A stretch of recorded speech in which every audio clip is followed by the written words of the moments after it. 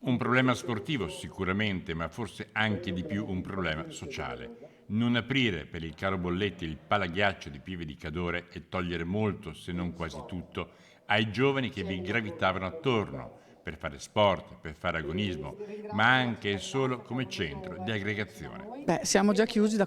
quasi un mese, quindi vuol dire che noi stiamo perdendo abbiamo già quasi perso tutta la promozione, tutti i bambini piccoli che ovviamente raccoglievamo nel corso della stagione, una trentina di bambini che venivano a fare i corsi di avviamento, e vuol dire costringere gli atleti che sono comunque intenzionati a praticare la disciplina, che hanno fatto una scelta agonistica, sono interessati a livello dei nazionali giovanili dalla federazione, fargli fare degli allenamenti a secco perché non possono praticare il ghiaccio, e 2 o 3 volte a settimana va ad andare o a Basilica di Pinè o a Feltre per fare gli allenamenti. In questo palaghiaccio, che rischia di non venire più aperto, è nata e cresciuta una campionessa in grado di vincere nella velocità sui pattini 2 coppe del mondo nel 2005 e nel 2007, arrivare terza nel mondiale del 2006, quinta alle Olimpiadi di Torino nello stesso anno e vincere una quindicina di titoli nazionali.